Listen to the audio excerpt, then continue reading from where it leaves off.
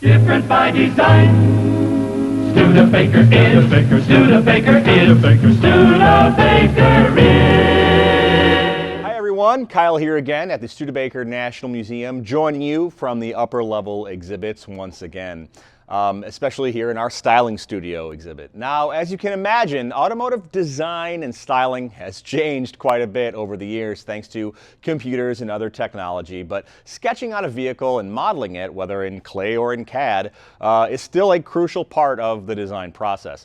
Now, this quarter scale model behind me here is a 1952 Studebaker Commander Starliner hardtop, and this model is sort of the final iteration of several models proposed for the 1952 model year. Now, as often happens, this process starts with pencil and paper, where ideas are sketched out and refined.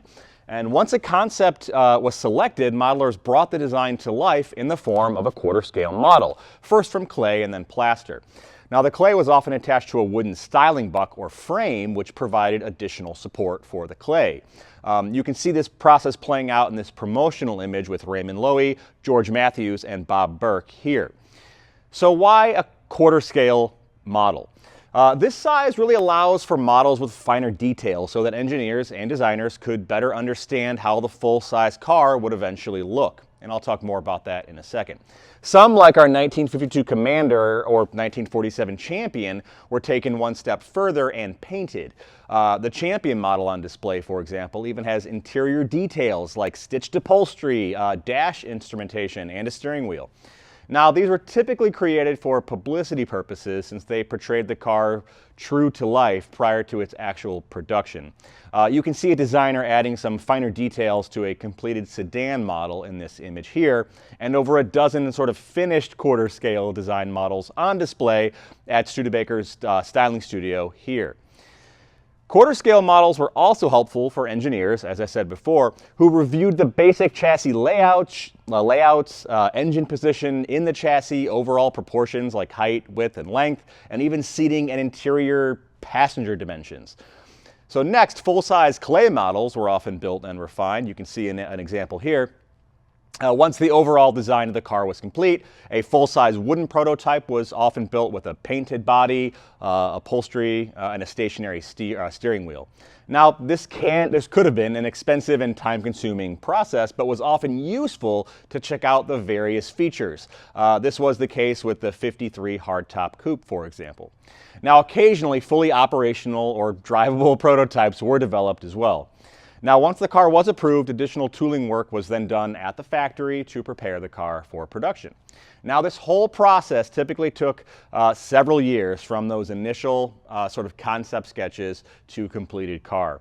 Now, designers would often work on a model individually, but it was also a collaborative process where they would rely on feedback from colleagues. Just check out this image from Loewy's studio in 1945, where designers are working on what a 1947 Studebaker might look like. Now, as you can imagine, pride and politics also played a role in the styling and design of new cars, so the designers most involved in a vehicle's eventual design did not always get the credit they deserved. Okay, so a quarter scale model is nice and all, but what about the real thing? Well, you're in luck. I'm here in our 1952 Studebaker Commander Starliner. It's a beautiful example, currently parked in our Bonnie Doon drive-in exhibit. Now you can see the full-scale car here is almost identical to the model down to the paint job. Now the 1952 models are interesting in Studebaker's history since they were sandwiched between the more iconic 1950 and 51 bullet nose models and the acclaimed all-new 1953 models. Now, Bob Burke and his talented team of designers ran short on time to push through an all-new model for the company's centennial year in 1952, so they landed on a simple facelift of the front end that covered up the bullet nose styling. This meant that new sheet metal would only have to be tooled for the hood and the front fenders. But the rest, as they say, is history, and that's a story for another day. So thank you all for joining me today, and we'll see you down the road. Different by design. Studebaker is. Studebaker is. Studebaker is.